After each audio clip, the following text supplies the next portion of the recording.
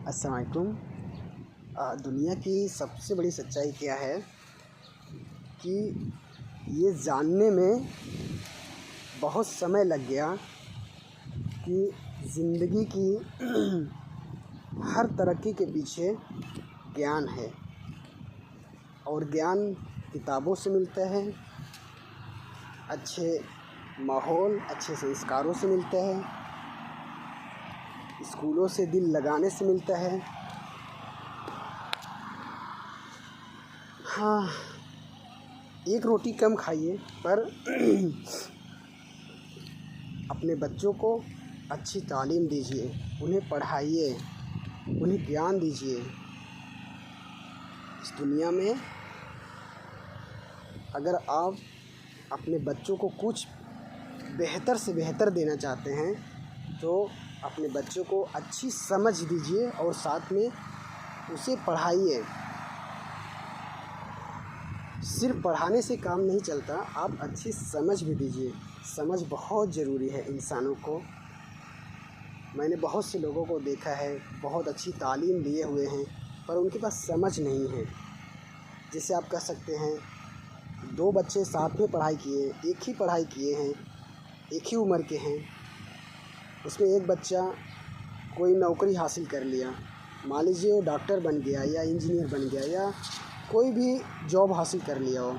एक बच्चा जॉब हासिल नहीं किया है पर उसके पास ये समझ है कि लोगों से कैसे बात किया जाए, अपनों को कैसे आदर किया जाए, और यही समझ उसे महान बनाती है।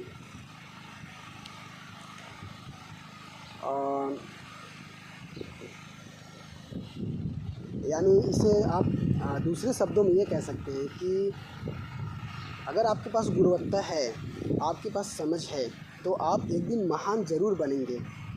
लेकिन अगर आपके पास समझ नहीं है, आपके पास गुणवत्ता नहीं है, आप कितने भी धनवान हो, कितने भी आपके पास दौलत हो, आप कभी भी महान व्यक्ति बन ही नहीं सकते।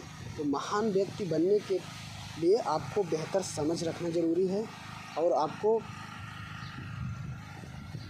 बेहतर इल्म लेने की ज़रूरत है।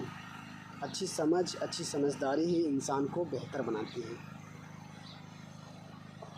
और सबसे बड़ी बात है, इंसान को कब एहसास होता है कि वो एक अच्छी समझ वाला इंसान बन चुका है, व्यक्ति बन चुका है, कोई भी हो, लड़का हो या लड़की हो, जब उसे अपनी अज्ञानता का एहसास होने लगे। यानी उसे ये मालूम होने लगे कि मुझे इस लाइन में, इस क्षेत्र में या इसके बारे में मेरे पास जानकारी नहीं है। यानी वो अपने आप को ये चीज़ मनवा ले, अपने आप को मान जाए या अपने आप को कबूल करे कि मुझे इस बारे में जानकारी नहीं है या इल्म नहीं है, मैं यहाँ पर अज्ञान हूँ। तो उस वक़्त वो दुनिया का सबसे ज्ञानी पुरुष कहलाता है या ज्ञानी स्त्री कहलाता है, यानी ज्ञानी व्यक्ति होता है वो। ओके।